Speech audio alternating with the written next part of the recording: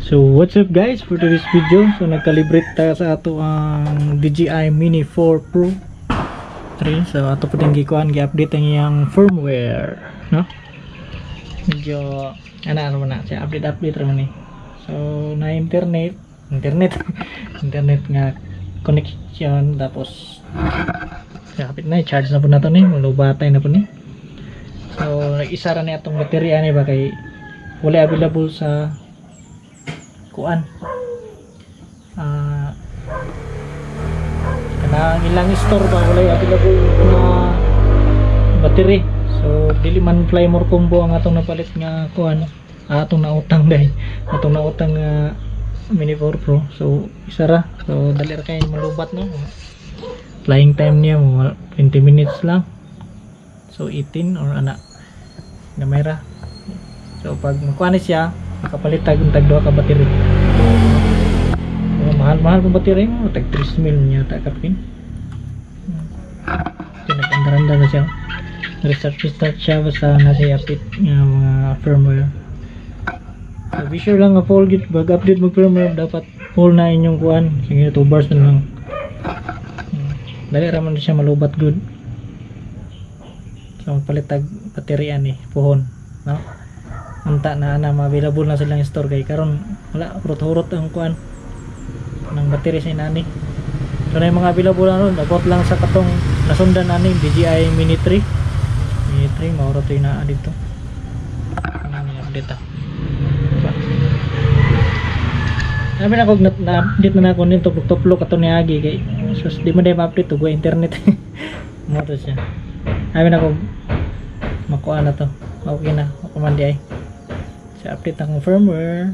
So gamay raman ni dili man kay siya bugat sa iyang kuan storage kay 377.97 MB ato sa 89% punta dito malubatan na ni tinana na siya.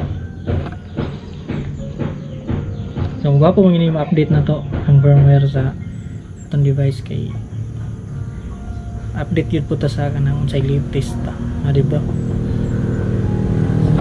Do not exit mo na siya nakaputang sa monitor. So kada kini akong remote di stili ni katong na screen, butang kag screen yung cellphone mo yung screen. So dugay gyud siya mo iro 89% pa.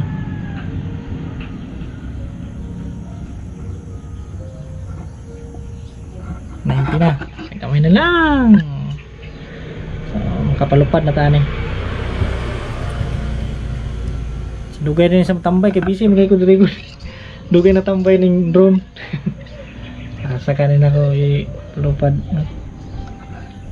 Charge pa na ako niya din magpalupad siguro kung di busy. Kaya ako ra mo bantay sa tindahan. Pwede ra po na ako ni dala-dalaon kung mulakaw ko ba.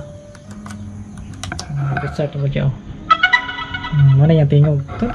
Inana ang trabaho basta unang update of firmware. Mag-restart, sige start ang kuan ang device. Ano po tayo customer tayo paabot, diba? Taraning paaboton. So kini dugay ni malubat ang iyang remote control. Dali malubat kini diri sa battery sa diri. So wala ni say box, karton lang sa katong pagpalit ani karton. So na ako'y katong drone sa Shopee mapalit sa una mo niya ako. Gisudlan-sudlan. No, kanara makuano pod okay ra pod siya, no? Sanata sa 95%, diba? So dugay-dugay gid mag-update og firmware. Sa internet po siguro ni kay hinay po kayong kuan ako ron. Internet kay dag-um. So nagamit man tag Starlink, so satellite based man sa. Dag-um restart na po siya. Kaping pag-update niya. So dugay-dugay niyo siya na update kaya pagtuo gina kong na-update na niya sa una. Akong upper man. May gamit-gamit ba. Kato kung magpalupad ko, kalitrag palupad wala na yung one. May update. So automatically restart daw. Yung connection 25. Got it. Okay. Install na. Good. So that's all for today. Shout out sa mga customer.